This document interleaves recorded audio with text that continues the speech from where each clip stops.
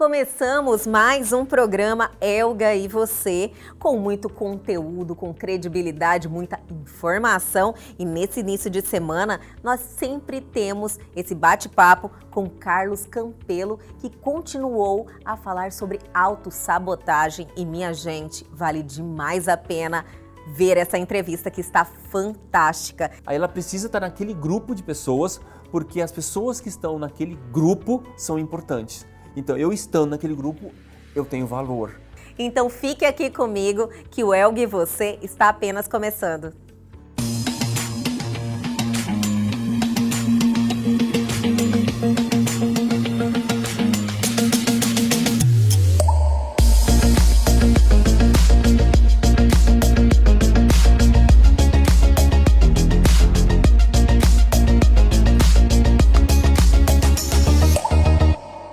Hoje é segunda-feira, iniciando mais uma semana cheia de oportunidades, então agarrem ela, minha gente. Eu gosto de começar a nossa semana, a nossa segundona, nesse clima pra cima, passando a programação das lives dessa semana. Os artistas vêm arrasando, criando entretenimento, interagindo com a gente, passando alegria para todos. E vamos lá, a agenda das lives dessa semana que se inicia na sexta-feira 17 com essa dupla fera, Chitãozinho e Chororó, vem de live às 21h30. Eu me afasto e me defendo de você, mas depois me entrego. Faço tipo, falo coisas que eu não sou, mas depois eu nego. Mas a verdade é que eu sou louco por você e tenho medo de pensar em te perder. Eu preciso aceitar que não dá mais a separar as nossas vidas.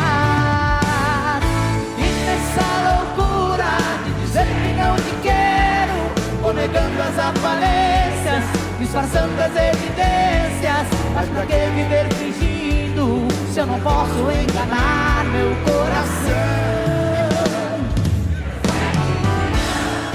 E a festa continua nesse sabadão, que vem com ele, Felipe Araújo, que sempre arrasa nas suas lives. Ele é um talento, vozeirão, e vai fazer a sua live a partir das 15 horas. O sentimento é forte, a gente nega.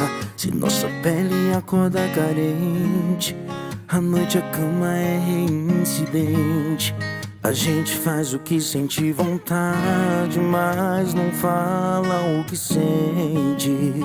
Olha o orgulho fazendo amor com a gente. Tô segurando o meu te amo, até sair um da sua boca. Enquanto isso eu me contento com esse tiro e põe a roupa. Seu corpo já falou gritando, descontrolado de prazer. Cada abelhinho em pé na sua pele vai entregando você. E este sabadão tá que tá demais. Olha só quem vem de live, Dança da Manivela. É ele mesmo, Durval Lelis, vai agitar a galera com seu swing, que é demais, a partir das 16 horas.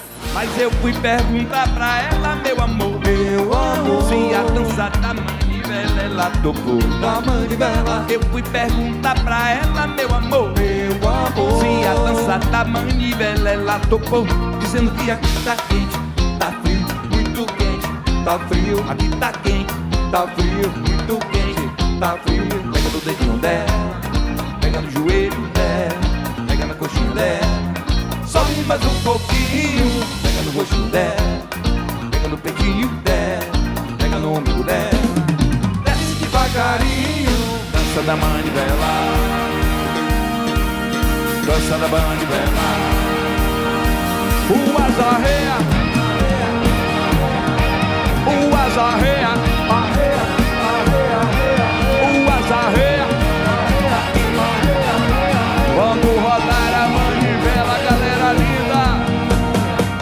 chegou o domingão e pra fechar com chave de ouro, sertanejo bom demais. Essa dupla é fantástica. João Bosco e Vinícius vem de live neste domingo. Olha, segura aí. Não quero ser o agora de alguém que só me deixa pra depois ficar e jogar a conversa fora.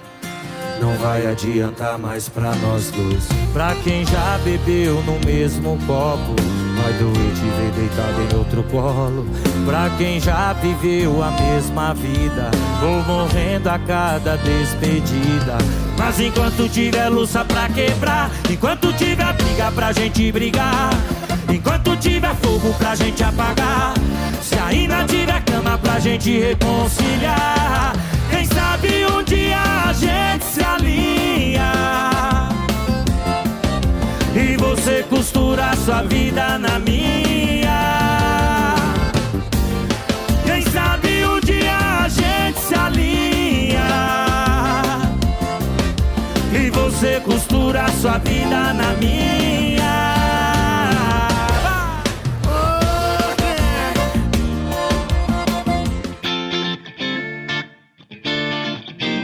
E agora, vamos com um bate-papo interessante. Eu tenho certeza que vocês vão matar muitas curiosidades. Estamos aqui com a Estela Welter, que é especialista em direito de família e sucessões e vai aqui nos contar assim várias novidades do momento. Estela, é um prazer estar te recebendo hoje. Obrigada, o prazer é todo meu. O prazer é muito grande de estar aqui com vocês e com você, lógico. Estela, você é uma profissional do direito, atua num segmento assim que tem uma conexão, uma realidade com muitos que estão nos assistindo, né? Alguém já teve algum problema da questão de família, seja uma pensão alimentícia, seja uma separação, todo mundo realmente faz alguma consulta trazendo a sua experiência pessoal para você, né? Com certeza, né? Quando a gente começa a disciplina de direito de família, direito das sucessões, todo mundo, professora, mas na minha família, professora lá em casa, alguma coisa assim.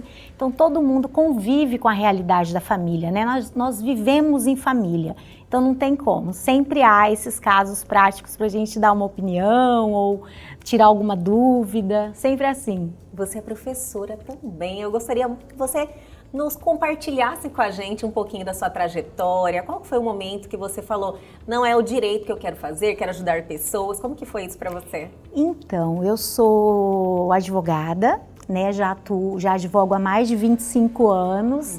Eu sou professora de direito de família e sucessões há 17 anos. E eu sou especialista, né, nessa área pelo trajeto mesmo, né? Eu advogo em toda a área civil, mas como eu leciono nessas disciplinas, acaba que direciona um pouquinho do público para essa área, né? Eu sou associada também do IBDFAM e sou presidente da Comissão de Ações Sociais do IBDFAM, Seção Mato Grosso. E eu tenho um Instagram que é mais direcionado aos meus alunos, e eu dou dicas jurídicas, eu compartilho um pouquinho das brincadeiras que eu faço com relação ao casamento, e tem fotos minhas pescando também, porque eu pesco. Ai, né? É um hobby! O meu marido, ele pesca, então a gente compartilha algumas fotos. E eu tenho um site que eu criei agora também, com essa intenção de ajudar, de mostrar alguns aspectos que a população às vezes desconhece, né? Transmitir informações. Exatamente. E a gente, querendo ou não, o casamento é uma coisa que faz parte do cotidiano, né? E aí, nesse momento de pandemia, todo mundo fala muito em divórcio, porque o convívio ficou mais complexo, né? Então, o índice de divórcios aumentou. Isso é uma realidade. Pela convivência, né? A gente em isolamento, casais... Acentuou mesmo a questão do divórcio? Sim, Nossa. São índices oficiais, o número de divórcios aumentou. E aí, pensando nisso, o que a gente imagina, né? Falar de divórcio ainda, já que já está constatado o aumento, eu acho desnecessário. Então eu pensei em falar em algo que antecede obrigatoriamente o divórcio, que é o casamento. Né? Sim, claro. Para divorciar, você tem que casar. Como se fosse assim uma prevenção já do que pode ser que venha, né? Exatamente. E hoje em dia a gente fala muito, alguém em advocacia preventiva. Nossa, que interessante. Só que isso não é muito praticado. Então, o pensamento seria tentar evitar os problemas que serão causados pelo divórcio ou ao menos encurtá-los. Então, se as pessoas, antes de se casar, consultassem um advogado para a escolha do regime, para a confecção de pactos adequados à sua realidade, muitos problemas seriam evitados, né? Então, essa ideia que às vezes eu tento compartilhar com as pessoas. E existe, assim, em alguns regimes, hoje você, na sua experiência, lógico que cada casal é um casal, cada um tem uma história, uma realidade, uma questão financeira, né? Porém, assim, hoje, na sua experiência, qual seria o regime, assim, que traria menos complicações num possível divórcio, se surgir um divórcio? Falar possível é pessimismo, né? Embora sejam os números acentuados, mas a gente sempre quer acreditar na continuidade familiar, mas se vem a acontecer. Então, o problema é que os casais, eles entendem, a maioria das pessoas parece que trata finanças e dinheiro como um tabu. O casal falar de dinheiro antes do casamento parece que está pensando num divórcio ou numa situação assim, fica parecendo materialismo. Mas não é, porque existem questões que não se referem ao divórcio especificamente. Um exemplo, eu estava com algumas vizinhas discutindo assuntos do cotidiano e elas me perguntaram o que era estudado no direito das sucessões. E aí eu citei um exemplo que eu uso em sala de aula, né, para mostrar para os meus alunos o que seria o estudo mesmo, e eu comentei com elas o seguinte: o regime de separação total, por exemplo. Quando você escolhe esse regime, não há partilha de patrimônio. O que é seu, o que você já tinha continua sendo seu, o que eu tinha continua sendo meu, e durante o casamento também não. Cada um é dono do seu patrimônio. Se eu te ajudar a comprar alguma coisa e for colocado no seu nome, não interessa, é seu. Este é o regime de separação total. Se nós formos nos divorciar, não há partilha, não há ameação. Você é dona do que você construiu, do que você já tinha, e eu do meu. Acontece que, isso no divórcio, se você morrer, eu sou sua herdeira. Nossa! E as pessoas não conhecem essa situação, porque isso é direito das sucessões. Então elas imaginam que separação total, separado. Cada um para sua vida, não tem direito a nada. Exatamente, isso no divórcio. Mas se nós estamos casados ainda e você morre, eu sou sua herdeira. E aí eu vou dividir o patrimônio, igualdade de condições com a sua filha, por exemplo, se você tiver. Como se fosse num regime que existisse essa comunicação, que seria separação parcial e a comunhão total. Exatamente. E tem mais um também, né? Tem, a comunhão final nos aquestos. Comunhão universal, separação total, comunhão parcial e participação final nos aquestos. São 4 modelos. Isso. E com possibilidades de criação de um modelo próprio. Seriam os pactos. O pacto, ele é obrigatório em alguns regimes, mas nos regimes nos quais ele não é obrigatório, ele só não é obrigatório no regime de comunhão parcial de bens. Por isso que nos cartórios ele é até o mais barato para você casar, porque não há necessidade do pacto. Entendi. Mas nos outros regimes é obrigatório, só que os cartórios, eles têm pactos pré-feitos, pré-prontos, né? Como se fosse um contrato de adesão. Mais ou menos isso, Os pactos, eles são redigidos conforme a sua realidade? Não, eles ficam mais ou menos estabelecidos de acordo com o que está na lei. Entendi. Então, a população desconhece que pode colocar no pacto as regras que eles quiserem. Então, vamos supor um exemplo, um regime de comunhão universal. Nesse regime, tudo é do casal. Comunica. Isso. O que você já tinha, o que você receber de herança, tudo.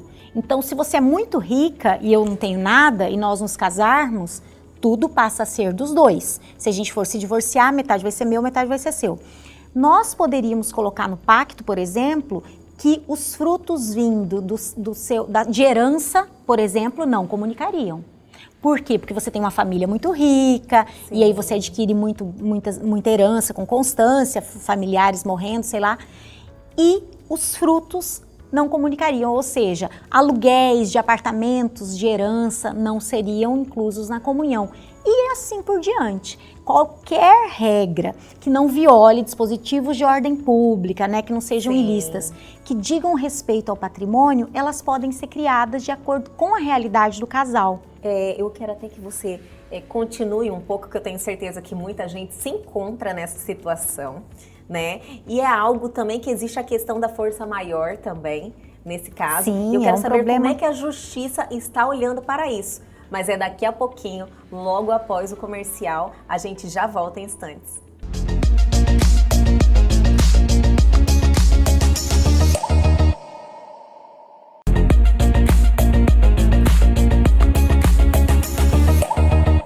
Voltamos aqui com esse bate-papo super informativo com a doutora Estela.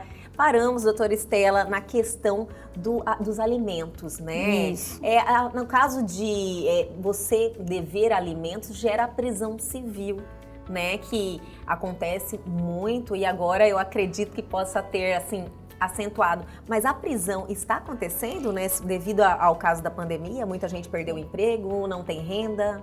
A maioria das prisões que são aceitas, né, pelos juízes, elas estão ocorrendo em regime domiciliar, né? Mas muitas justificativas elas são consideradas nesse momento, porque quando o devedor dos alimentos ele em débito, ele é citado para pagar ou para justificar, então ele tem essa possibilidade, né? Pagar, provar que pagou ou justificar a impossibilidade desse pagamento. Então, nesse momento, algumas justificativas, muitas, né, têm sido aceitas por conta da situação de pandemia, diminuição da renda e tudo mais. Então, os juízes têm analisado com muito cuidado e critério essas situações e, dependendo do caso, a prisão ela é em regime domiciliar. Então, pelo menos diminui o impacto, né? De tirar a pessoa por causa de uma situação que foi alheia à vontade. Muita gente perdeu os empregos, estão aí totalmente sem renda, numa situação assim, infelizmente, né? O mundo está nesse momento, então acaba sendo um pouco injusto, né? Uma prisão decorrente disso. Cada caso é um caso, né? Porque o que acontece às vezes?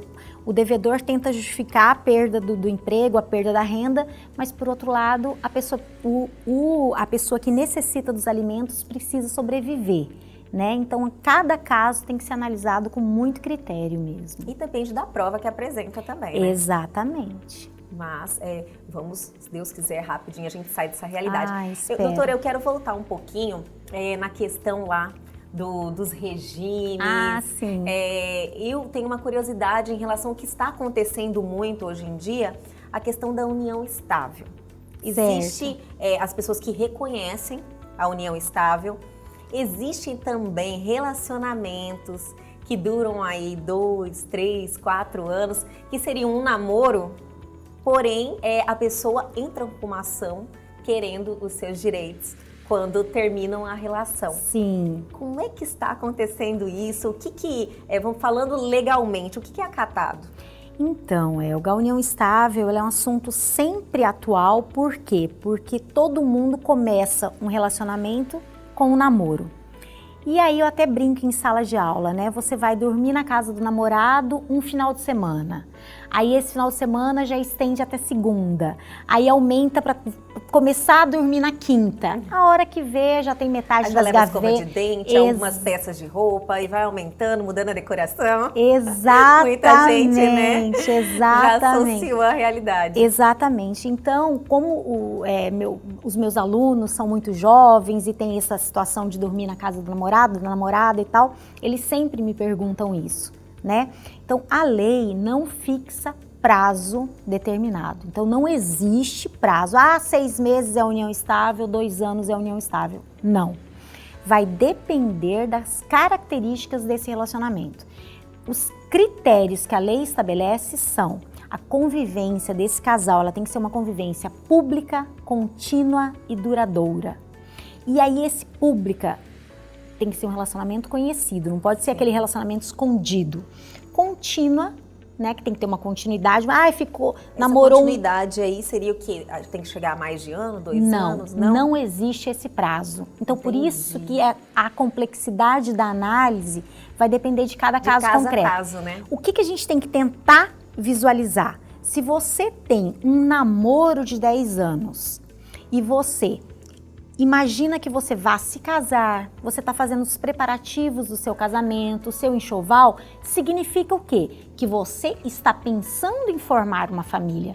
Então, um outro requisito da união estável é objetivo de constituição de família. Se você está pensando em constituir uma família no futuro, significa que aquele relacionamento que você tem ali, mesmo que dure os 10 anos, ainda não é uma família. Então, quando há uma discussão desse casal para briga de bens, o que o juiz vai analisar? Isso também. Se esse relacionamento era público, contínuo, duradouro e com o objetivo de constituição de família. Não o prazo especificamente. Pode ser 4 anos, pode ser 6 10 meses. anos, 6 meses. Vamos supor que eu esteja num relacionamento, um namoro. E aí a gente resolve morar juntos, né? A gente começa a morar juntos e tal, depois de 6 meses. E nós fazemos uma cerimônia, um jantar para os amigos, para os parentes. Olha, estamos oficializando a nossa união. E a gente não faz documento nenhum, a gente não vai ao cartório, não faz nenhum contrato particular, nada. Mas nós fazemos esse jantar para comunicar o nosso relacionamento aos amigos, nós recebemos a família, nós começamos a compartilhar o endereço para a chegada das contas e correspondências, a gente divide as despesas da casa e isso tem o quê? Uns 8, 9 meses. E aí, a gente briga. O que vai acontecer? Esse relacionamento é uma união estável ou não? Com estas características que eu criei para essa hipótese, sim, porque nós até publicizamos a formação dessa família. Então, é por isso que depende de cada caso concreto. Namoro é namoro, união estável é união estável. Então o juiz, se houver a briga, né, um dizendo que é uma coisa, outro dizendo que é outra... Sempre acontece, né? Exatamente. Imagina Um tá com uma intenção de família e o outro é só um namoro, né? Um Imagina, namoro moderno. Imagina se nesse relacionamento que eu tô criando aqui, um ganha na Mega Sena. Aí é complicado. Eu já ia te perguntar isso, E aí? Aí que eu que ganhei vou dizer que esse relacionamento não é uma união estável, porque eu não tenho que partilhar nada. O outro vai dizer que é, porque aí ele teria direito a metade do prêmio. Porque a união estável, ela entra como se fosse na comunhão parcial? Exatamente. Se o casal que vive em união estável, ele pode fazer um contrato, criando regras patrimoniais também, ou não. Se não, pacto. Não tem os mesmos requisitos do pacto. É um contrato mas mesmo. Exatamente. Entendi. Se não for feito o contrato, como acontece na maioria dos casais, que é na informalidade, né? Valem as regras da comunhão parcial. E aí a loteria teria que ser partilhada. E aí quem ia decidir se esse relacionamento era união estável ou não? O juiz. O juiz. E aí ele vai analisar as provas, testemunhas, né? Que a gente tem Exatamente. várias maneiras de provas, né, doutora? Exatamente. E teve alguma experiência assim já? Não. Não com a loteria, né? Não com a loteria, porém alguém que tenha posses que... Sim. E aconteceu de ter que partilhar? Sim. Nossa. Tem que o que os casais às vezes também não sabem é que o patrimônio que eles têm anterior à união estável, no caso, é particular. Eles não vão ter que partilhar esse patrimônio. Só do momento Isso. da vigência do relacionamento. Mas às vezes eles não adquirem nada durante esse relacionamento que não seja vindo deste patrimônio particular. Então você, que é uma mulher rica, linda, bem-sucedida... Amém, Senhor! Você tem muitos imóveis, por exemplo. Beleza, aí você resolve se casar. O seu marido... o seu companheiro, né? A gente está na união estável, vamos continuar na união estável. O seu companheiro não tem muitas posses, né? O dinheiro que você ganha dá para vocês viverem muito bem, então vocês não adquirem nada durante esse relacionamento, mas você tem muitos imóveis, você já era muito rica, como eu tô falando. Aí você vai... Esses imóveis que você tem, você aluga e tem uma renda com eles. Essa renda você vai aplicando e de repente você compra um outro apartamento com essa renda. Este apartamento que você comprou é do casal. Comunica. Exatamente. Isso aí é muito complicado, deve dar muita... o atrito vem daí. Exatamente, regras específicas que são desconhecidas, né? Mas na realidade as pessoas têm que desapegar do patrimonial, né? Existem valores, esse momento que nós estamos aí, vamos sensibilizar. Eu sei que não é papo de advogado. Não. Mas é um momento que as pessoas têm que agir mais com coração. Por isso a minha recomendação, não case, né? Mas se for casar, tem que tentar desapegar mesmo. O problema, Elga, é que no momento da paixão, do amor, dos preparativos, tudo tá muito lindo, né? As pessoas ficam Então a gente cegas, né? exatamente, cegas e com um pouquinho de medo, como eu falei, o assunto dinheiro é um tabu E entre às os vezes casais. o outro, principalmente quando existe um desequilíbrio financeiro, Exatamente. a pessoa que é um pouquinho mais vulnerável, ela se sente mal da outra se preocupar com isso. Porque fica parecendo que a gente está tentando evitar um golpe do baú, né, ou alguma coisa assim, e não é isso. A intenção é evitar litígios maiores, problemas maiores, disputas judiciais, né? A intenção é essa, na verdade. Nessa questão, na sua opinião e na sua experiência, as soluções estão vindo, as pessoas estão ficando mais esclarecidas ou ainda não? Sim, por conta dessa advocacia que eu estou mencionando com você, que é a advocacia preventiva, né? Muitos advogados têm se dedicado à advocacia preventiva. Então a gente tenta incentivar a consulta ao advogado antes da realização dos atos para evitar os problemas depois, né? Se o advogado for consultado antes, pode ser que até um problema que viria financeiro e causaria o divórcio, pode ser que ele não ocorra, então o casamento persiste, né? Sim. Até hoje em dia se fala muito também na questão sucessória, da sucessão, da disposição do patrimônio via holding, né? A pessoa faz uma holding familiar e já organiza toda a sua sucessão. Isso vai evitar toda a briga dos herdeiros depois, né? Então isso também é num tom de advocacia preventiva. Doutora, olha, foi maravilhoso os seus esclarecimentos aqui. Eu tenho certeza que não só eu, como muita gente, assim, se identificou, tirou suas dúvidas, engrandeceu, né, os seus conhecimentos. Muito obrigada. Eu que agradeço, foi um prazer estar aqui com você. Muito obrigada também. E olha, as pessoas que querem acompanhar seu trabalho, como é que pode fazer? Seu Instagram, tem algum outro veículo? Você falou que tem um site? Isso, o site é novo, tem 15 dias que eu criei o site, é www.stellavelter, com V, é S mudo, né? stellavelter.com.br e o Instagram é @StellaCvelter. Só, o Instagram é só isso, né? Doutora, muito obrigada mais uma vez. Obrigada.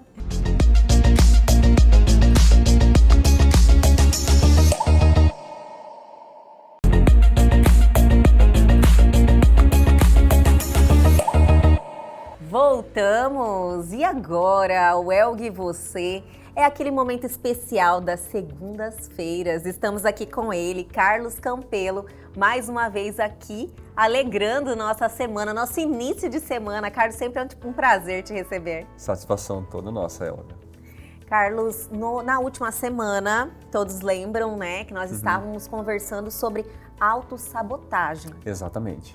E hoje é uma continuidade em relação a todas as existências, todas as formas de autossabotagem, né? Isso mesmo. E o que ficou faltando mesmo? Na semana passada, nós falamos sobre autoexigência e agradabilidade.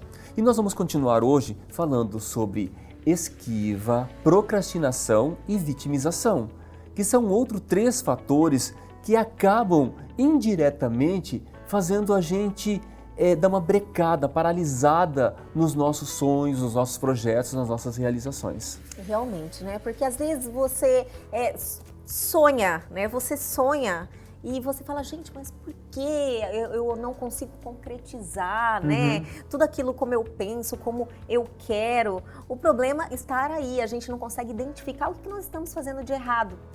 E essas ferramentas trazem essa clareza. Você fala aí, tá aí o meu problema. Antes, que nem na questão lá agradabilidade. Eu, um tempo na minha vida, eu sofri isso, queria ser agradável com todo mundo. Eu achava que dizer não as pessoas iriam ficar bravas, não iriam. Então já me encaixei, já superei isso, mas ótimo. é muito bom você enxergar, né, Campelo? E é bom enxergar, e é bom reforçar e falar constantemente para a gente entender. E você falou muito bem aí sobre a questão, eu tenho um sonho e vejo algumas coisas assim dentro de mim, eu tenho condições de realizar e não sai. Aí eu vejo outras pessoas que têm até menos do que eu concretizando e aí eu me questiono por que ele conseguiu ou ela conseguiu e eu não estou conseguindo. Então, dentro desses possíveis sabotadores, a gente pode estar pecando por um deles. E a gente pode começar hoje pelo esquiva, que ele é muito normal na vida da gente. Não só para realizar sonhos, é como para realizar qualquer objetivo. Hoje eu tirei o dia para estudar. Como que o esquiva se torna presente na vida da gente? O que é esquivar? É tirar a atenção. Por exemplo, celular. Nossa Senhora! Aquele Demais! bendito daquela marcação que chegou alguma mensagem. Realmente, né? Fica chamando a atenção ali, Fica essa chamando atenção. atenção. Você fica curioso, quer saber o que é, né? Exatamente. Eu já tiro todos os avisos, né? Quando Isso. chegam mensagem no meu celular, direct, tudo. Eu tiro porque eu sou daquela, eu sou curiosa, eu quero ver na hora. Chama minha atenção mesmo. E distrai. Distrai. Então, todo tipo de distração é um tipo de esquiva. Tá lá, escutou alguma coisa na televisão, tocou a campainha, alguém falou uma palavra e te chamou a atenção. Então, se você está concentrado num resultado, está concentrado num objetivo, até mesmo vejo muitas pessoas falando que querem estudar, precisa ter foco e disciplina. Procure entrar num conceito, entrar num contexto que seja favorável para você conseguir o resultado. Por exemplo, que nem você falou, vai lá e desliga a sinalização do celular, pois ele vai tirar a atenção nossa. Ele vai, de uma certa forma, atrapalhar que eu conduza o meu resultado, que eu conduza a minha ação para que eu consiga alcançar o resultado, né? E isso não é só, por exemplo, de estudar. Eu tenho um projeto da minha empresa, né? Vai tocar um telefone, vou ser interrompido para tratar de alguma coisa que é urgente e vai tirar meu foco de atenção.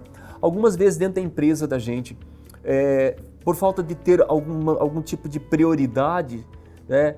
Eu tô concentrado num resultado, num produto, num serviço, aí vem e alguém me tira daquela concentração para entregar uma outra coisa que naquele momento para a pessoa pode ser importante, mas se for colocar os pesos nas balanças, o que seria mais importante?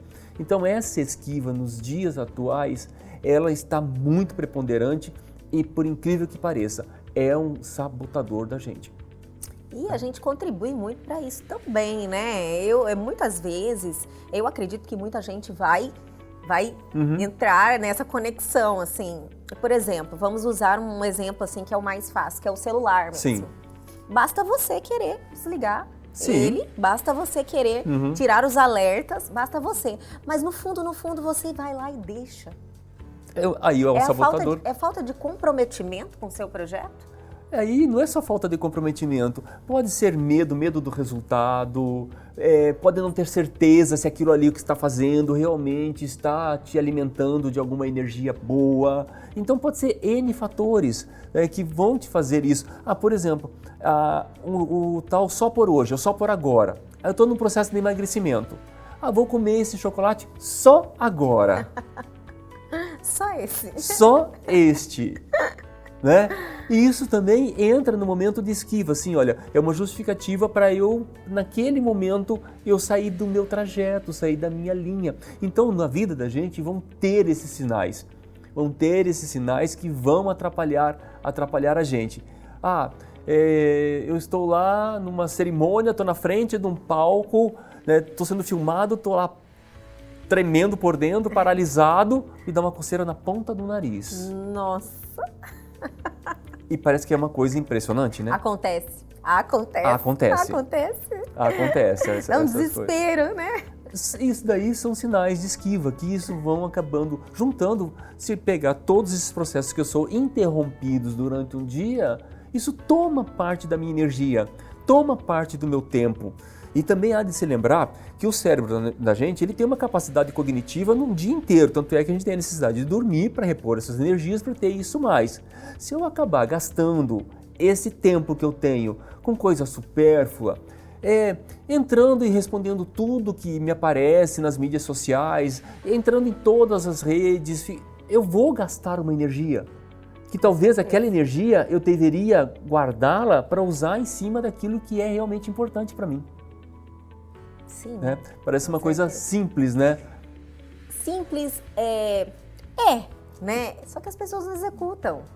Então, assim, é essa clareza com que você nos mostra que realmente a gente se auto-sabota em N segmentos. E aí você fala, nossa, não dá certo pra mim. Poxa, mas você não resolve ali o básico. Né? Exatamente. Agora, não tem mais desculpa, né? Não tem mais, já tá sabendo o que tá acontecendo. Vamos em eu não sei se terminou a esquiva? A gente pode falar agora da procrastinação. Tem procrastinação, eu tô louca pela vitimização, mas a gente chega lá, vamos na procrastinação. Acho que eu senti isso, já deixei por último. É que a vitimização, muitas pessoas se encaixam, sabe, nisso. As pessoas, assim, se vitimizam, né? Demais. As pessoas, assim, têm um vício e, lógico que não todos, né? Mas uma grande maioria. Então, eu sou super interessada nessa. Mas vamos em procrastinação. Procrastinação. O que é o ato de procrastinar? É o empurrar para frente. Deixar para o último prazo, último período. Declaração do imposto de renda, deixo para o último dia, né? Olha, aquele trabalho que eu tenho que entregar, deixo para o último dia. Tudo, a gente tem uma capacidade assim de deixar para o último dia de uma forma tão natural, né, que depois a gente acaba sofrendo com isso.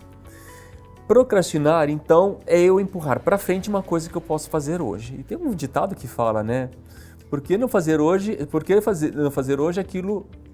Não deixe para amanhã o que você pode fazer agora. Hoje eu que te ajudei. Estamos empatados, 1-1. Mas é bem isso. Eu acho que muita gente também se identificou, né, gente? Infelizmente. Eu, na minha época de faculdade, os meus trabalhos eram tudo última hora. Eu tava lá. Tinha que fazer, porque eu me formei em Direito, eu tinha que entregar o resumo da audiência. A aula começava às 19, 17 eu estava na audiência ainda. Então eu passei muito tempo procrastinando. Passei isso, era um vício. Era um vício. Se torna, sabe? Sabe o que isso gera no corpo da gente? Ansiedade. Né? E a ansiedade vai gerar coisas boas e vai gerar coisas não tão boas. Vai gerar aquela adrenalina de estar em movimento e tudo mais. Mas também vão gerar coisas que vão somatizar e pode se transformar em doença. Então a pessoa é ansiosa e não sabe por qual motivo. Ela, assim, a gente pode perguntar, os teus projetos, o quanto que você é importante para você e o quanto que você está empurrando eles para frente. O que está faltando para você começar a executá-lo agora?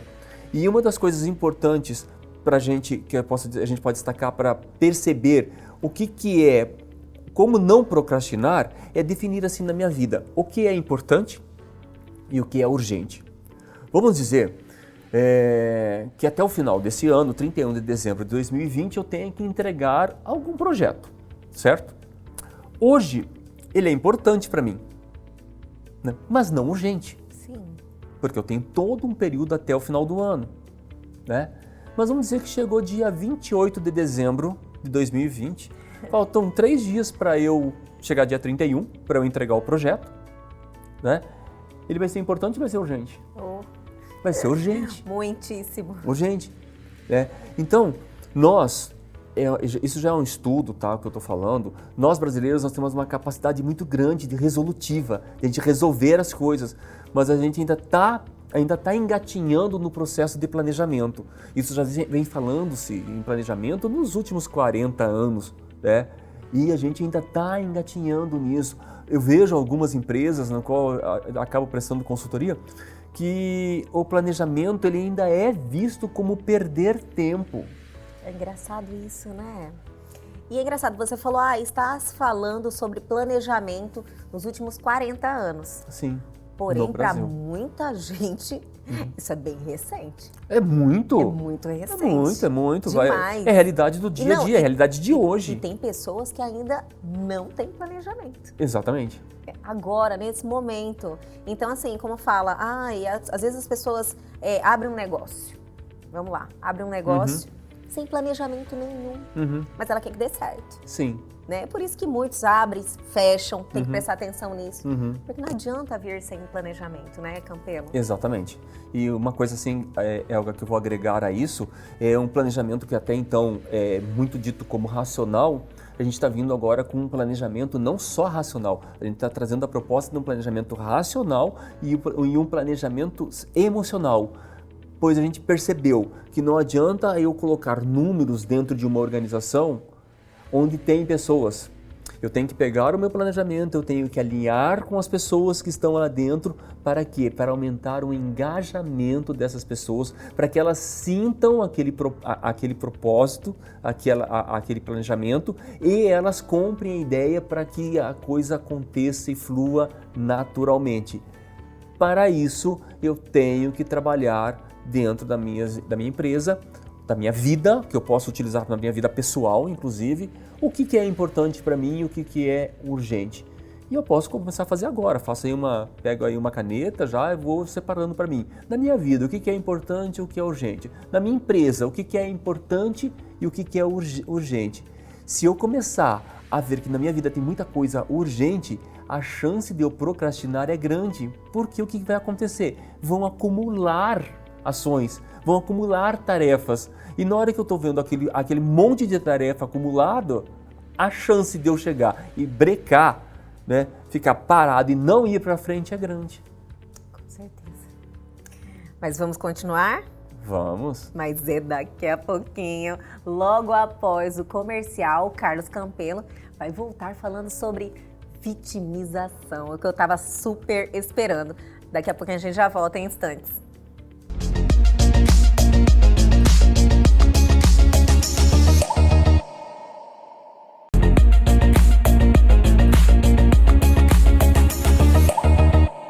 Voltamos e agora a Carlos Campelo vai nos falar sobre vitimização.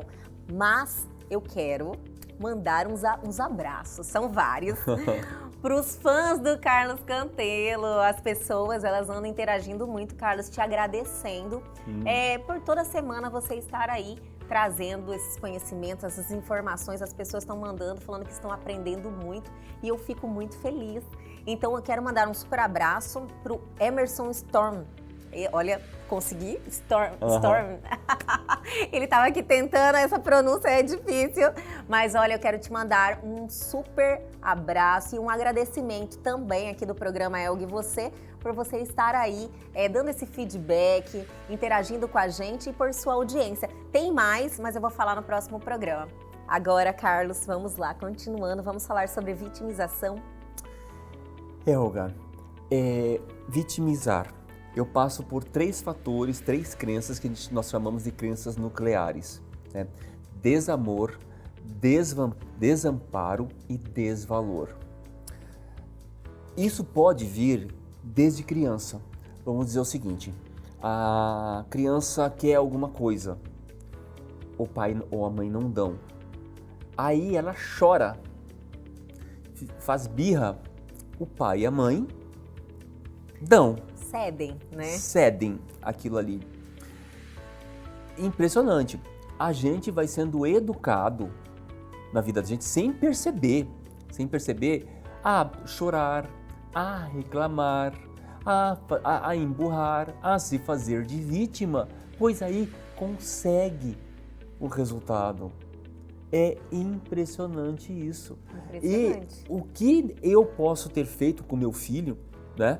Que algumas vezes a gente pode fazer até sem pensar, né? Pelo calor da emoção, pela necessidade e tudo mais, a gente pode plantar dentro dos nossos filhos, da mesma forma que foi plantado dentro de mim, dentro de todos nós, processos que para a gente ganhar, nós temos que nos vitimizar.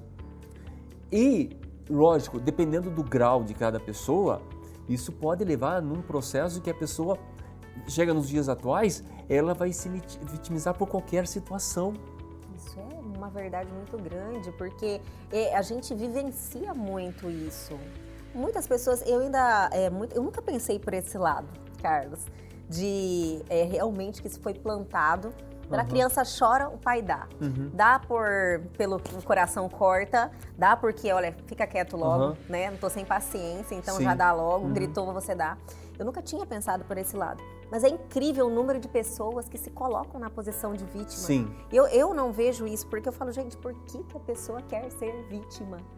Né? Porque ela ganha alguma coisa, ela ganha atenção, ela ganha a bala, ela ganha o brinquedo, ela ganha a resposta que ela quer ouvir, né? E aí entra todos esses processos. Desvalor, né? Olha só que coisa, é triste, mas é uma grande verdade. A pessoa não se valoriza. Ela não se valoriza. Aí ela busca a resposta dela, a valorização dela em títulos, né? Ou em pessoas. Aí ela precisa estar naquele grupo de pessoas, porque as pessoas que estão naquele grupo são importantes. Então, eu estando naquele grupo, eu tenho valor. Eu tenho um título, se eu tiver um título, eu estou escondido por detrás desse título. Então, ela não se valoriza e ela começa a buscar no mundo lá fora as respostas para ela. E isso acaba sabotando quem ela é.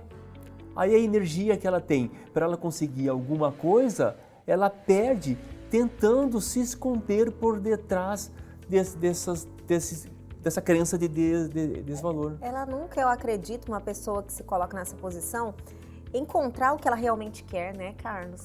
Ela sempre só fica olhando para os lados? Ela vai ter que parar para perceber, vai ter que procurar ajuda, óbvio. Mais profundamente, né? Muitas vezes, dependendo do grau da pessoa, mais profundamente, né? E assim, dificilmente ela vai conseguir perceber que ela é assim. Isso é incrível, porque não estou generalizando, mas é um traço marcante, né, de personalidade de muitas pessoas. E se você parar para pensar bem direitinho, a gente consegue identificar, sim, que às vezes a gente se coloca na posição de vítima, sim, né? Sim. Então você tem que ser honesto com você. Honesto, para crescer a gente tem que ser honesto com a gente, né? Mas Elga, aí assim... As pessoas querem enganar a si própria. Em relacionamento, as pessoas querem se enganar no relacionamento, querem manter a aparência, né? Querem ter isso pensando assim, no que os outros vão pensar, então vai desvalorizando, né? Ou naquela outra situação, que isso é uma das crenças, né? A outra crença de desamor, do tipo, eu não sou gostável. É impressionante. Como a questão assim de falar assim, eu não sou gostável, eu não tenho atrativos para alguém gostar de mim. Isso é uma forma também de eu me sabotar, do tipo, eu não consigo um relacionamento, eu não consigo alguém que me ame, eu não consigo me casar. Lógico que eu não tô falando que a pessoa que não tá casando conseguindo se casar. Falaram, oi, né? Tá passando As por mulheres, isso. meu Deus, né? Mas é bom. Não, mas ajuda sim, gente. Ajuda. Você, sair dessa posição de vítima, as pessoas te olham diferente. Entendeu? Você passa uma energia diferente para as pessoas, uma autoconfiança, com certeza, uma verdade. E até o relacionamento vem mais fácil. Com certeza. Então, o primeiro passo para tratar isso é ver assim, quais são os meus atrativos, né? Eu tenho que gostar de mim, eu tenho que me amar em primeiro plano. É fácil até falar, mas a pessoa que está passando por um processo de desvalor ou desamparo ou qualquer dessa que ataque as crenças nucleares dela, para ela enxergar, normalmente ela precisa de ajuda, ou ela precisa ter alguém que ela confie muito, né? E que ela tenha um respeito muito grande pelaquela pessoa, que aquela pessoa chegue e fale e dê um conselho para ela. E ela receba o conselho. Você falou. Como um conselho e não como uma crítica destrutiva. Como a maioria das pessoas olham qualquer tipo, se você vai orientar a pessoa de alguma forma, já se coloca numa posição defensiva. Pois é. Acho que está Isso. criticando. Isso, não é uma questão. olha o quanto isso é benéfico para você. Alguém está aí te falando a verdade. É tão difícil isso. É verdade. E se você não para pensar no momento, falou, olha, você me fez uma colocação. No momento que aconteceu, isso é mágico, né? Você para e pensa naquilo na hora e realmente você começa a prestar atenção. As pessoas não, elas já vêm na defensiva. Já fala, ai meu Deus, tá me criticando, já quer justificar ou dar o retorno, né? A gente pode até fazer um quadro sobre como dar feedback, entende? Olha, já gostei! Já gostei! É muito interessante as pessoas aprenderem a como dar o retorno para outras pessoas, né? Muito interessante isso. Existe a possibilidade de dar feedback sem traumas, né? E do desamor tem o desvalor. A pessoa não se considera apta, ela não se considera digna, ela não se considera valorada por a outra pessoa, né? É o desvalor, desamor e desamparo. Desamparo, né? O desamparo, ela não sente que tem alguém por ela. Ela não consegue suportar a si própria. Ela não tem condição de suportar a si própria, suportar a sua estrutura emocional, a sua estrutura física. Ela precisa de alguém para dar um amparo para ela. E isso para se perder de uma forma assim, de pegar e me entregar a minha vida na mão da outra pessoa é muito simples. Né? A felicidade minha tá na mão da outra pessoa, porque eu necessito do amparo, eu necessito que aquela pessoa esteja feliz para eu me sentir feliz. Eu necessito que aquela pessoa tenha força para eu conseguir me movimentar. Isso é muito inerente dentro da nossa sociedade, dentro do nosso dia a dia, e a gente acaba se perdendo, se perde relacionamento, se perde amizade, se perde algumas vezes até tempo de vida, a gente procurando deixar os nossos projetos, os nossos sonhos, a nossa felicidade na mão de outras pessoas. Isso acontece muito, nossa, infelizmente, né? As pessoas têm esse traço e precisam buscar. Por isso que eu acho assim maravilhoso fazer as pessoas pararem para pensar nisso. Né? A gente ter esse momento de discussão, esse momento de estar aí fazendo essa troca e que você acaba se identificando, né? E acaba parando para pensar e acaba crescendo e as coisas fluindo. Mas eu percebi que a vitimização é algo mais profundo, né, É mais Carlos? profundo, exatamente. Vai mexer com crença, né? Sim, é mais profundo e que é uma autossabotagem, mas que quem se encontra aí se identificou, né, tem que realmente buscar uma forma ou alguém ou algum profissional para realmente tirar dessa cilada, né? Que é uma cilada isso com a sua vida, né? Sabe que também as pessoas que estão nessa situação, elas muitas vezes são levadas a uma síndrome de perseguição. Sério? Sério. Todo mundo está perseguindo. Se tem uma pessoa lá falando alguma coisa no ouvido da outra pessoa, tá falando de mim. Nossa. Né? Se aquela pessoa mandou uma mensagem lá no Instagram, mandou essa mensagem para mim, né? Então a pessoa ela acaba se perdendo. É uma paranoia, né? E isso vira uma paranoia. Vira, Elga. E isso a pessoa perde tempo para realizar os seus sonhos, os seus projetos, as suas ações, as suas atitudes. Passar por isso, entender isso, tratar isso é fundamental, sabe por quê? Para a pessoa se sentir mais forte. Né? E a pessoa que passa por esse processo de vitimização, ela conseguir tratar, veja bem, ela vai conseguir se suportar pelo amparo, ela vai conseguir se amar e ela vai conseguir dar valor às coisas que ela faz. E posso até garantir para você, alguém, para os telespectadores, que a nossa felicidade está nas coisas mais simples que a vida pode nos ofertar. Isso que é o maravilhoso, né? O maravilhoso. Estar tão próximo de nós, estar assim, tudo tão fácil. Só basta você querer, Isso. né? Você buscar. Então, assim, é o conselho que a gente tem que deixar aí para as pessoas. Busque, né? Tá em você, tá do seu lado. A oportunidade, Deus já dá aí todos os dias a gente acordar com saúde e poder aí correr atrás dos seus sonhos. Eu acordo na segunda-feira animada, sabe, Carlos? Eu sempre gosto de mandar uma mensagem positiva na segunda-feira, porque é a oportunidade de uma nova semana, né? E eu fico feliz por essas coisas também. Eu também. E eu acredito muito nisso. A energia que eu recebo é a energia que eu emano, né? Se eu estou recebendo uma energia que não está boa, como é que está a energia que eu estou emitindo? A gente tem que olhar pra gente. A gente tem que olhar, dar e receber. Olha, eu adorei o assunto de autossabotagem. Todos, eu adoro todos, lógico, né?